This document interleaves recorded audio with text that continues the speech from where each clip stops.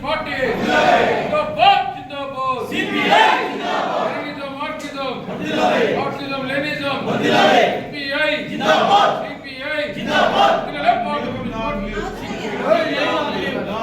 long live CPI, long live CPI, long live CPI, long live up socialism, down capitalism, up socialism, down capitalism, up socialism, down capitalism, up socialism, down capitalism. Inquilab zindabad, Inquilab zindabad, Inquilab zindabad, Inquilab zindabad. విప్లవం వర్ధిల్లాలి, విప్లవం వర్ధిల్లాలి. జోహార్ CPI అమర వీరులకు, జోహార్ జోహార్ CPI ఉద్యమం అమర వీరులకు, జోహార్ తెలంగాణ సాయుధ పోరాట అమర వీరులకు, జోహార్ తెలంగాణ సాయుధ పోరాట అమర వీరులకు, జోహార్ విప్లవం.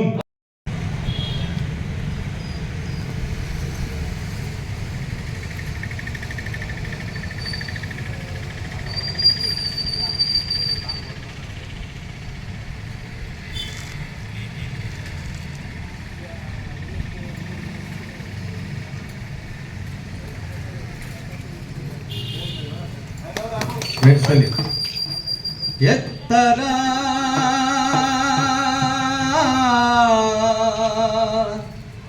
ఎత్తరా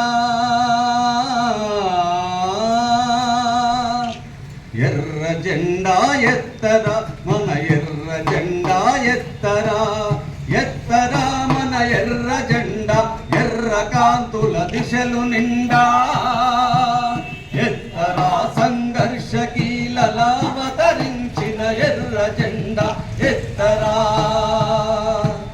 అమర వీరులు ఆరపోసిన అరుణ రక్తపు దార సాక్షిగా సమ సమాజము కొరకు పేరే శ్రామిక విప్లవ దీక్ష సాక్షిగా ఎత్తరా ఎత్తరా ఎర్ర జెండా ఎత్తరా మన ఎర్ర జెండా ఎత్తరా.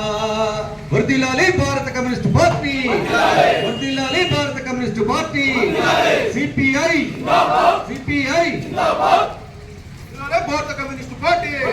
మార్క్సిజం లెనినిజం, మార్క్సిజం లెనినిజం, వర్ధిల్లాలి భారత కమ్యూనిస్ట్. అనుభవించి నేటికి 98 సంవత్సరాలు పూర్తి చేసుకొని 99వ వ్యవస్థాపక దినోత్సవాన్ని ఇక్కడ జరుపుకుంటున్నాం ఘనంగా. ఇది కూడు గూడు గుడ్డ కోసం పనిచేసుకోవడానికి ఉపాధి కోసం ఆవిర్భవించినటువంటి జెండా, అంతరాలు లేని సమాజం కోసం, కుల వివక్ష మత వివక్ష లేనటువంటి ఒక గొప్ప సమాజం కోసం ఏర్పడినటువంటి పార్టీ భారత కమ్యూనిస్ట్ పార్టీ. ఈ దేశంలో ఒకవైపున బ్రిటిష్ పాలన కొనసాగుతున్నటువంటి నేపథ్యంలో ఏర్పడినటువంటి ఎర్ర జెండా కాశ్మీర్ నుండి కన్యాకుమారి వరకు ఈ దేశానికి స్వాతంత్రం కావాలని, స్వాతంత్రం మా జన్మ హక్కని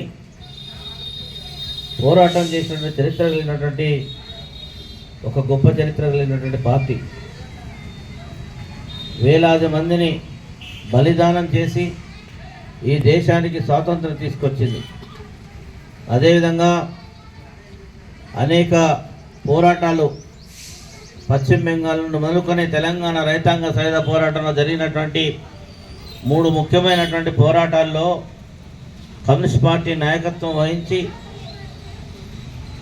ఈ ప్రాంతంలో నిజాం నవాబుకు వ్యతిరేకంగా హైదరాబాద్ సంస్థానాన్ని విముక్తం చేసి భారతదేశంలో విలీనం చేసినటువంటి సందర్భంగా 4500 మందిని యువ కిషోరాలను బలిదానం చేసి ఒక గొప్ప పోరాటాన్ని నిర్వహించి ఈ ప్రాంతాన్ని విముక్తం చేసింది.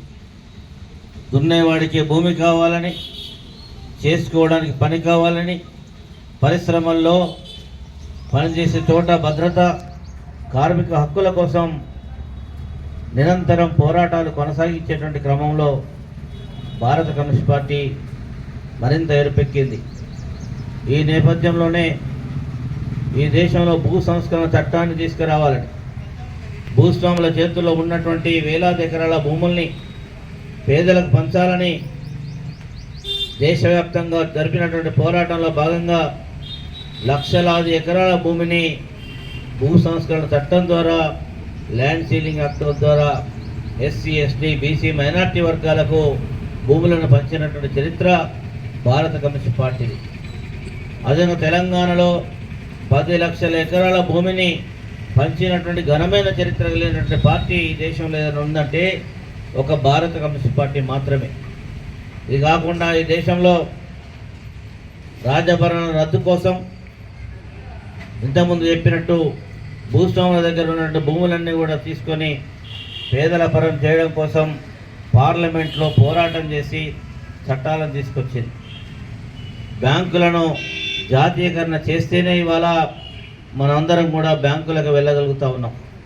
ఆనాడు ఈ బ్యాంకులో పేద ప్రజలకు సంబంధించినటువంటి కావు, పెట్టుబడిదారు వర్గాలకు సంబంధించినటువంటివి, అందులో పేదలకు సంబంధించి రుణాలు తీసుకునేటువంటి హక్కులైనటువంటి ఓ దశ నుండి బ్యాంకుల జాతీయకరణ చేయడం ద్వారా ఇవాళ ఈ దేశంలో బ్యాంకింగ్ వ్యవస్థను బలోపేతం చేయడానికి సిపిఐ పార్టీ పోరాటంలో వల్ల జరిగింది.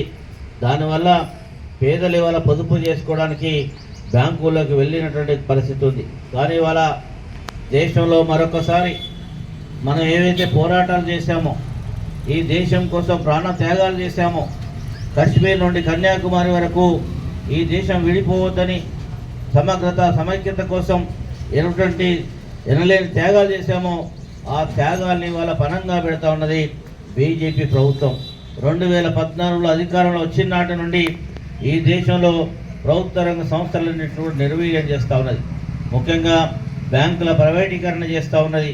అదేవిధంగా బొగ్గు గనుల్ని, ఇంకా అనేక రకాల ఓడరేవుల్ని, విమానాశ్రయాల్ని, అనేక ప్రభుత్వ రంగ సంస్థలన్నీ కూడా ప్రైవేటీకరించింది.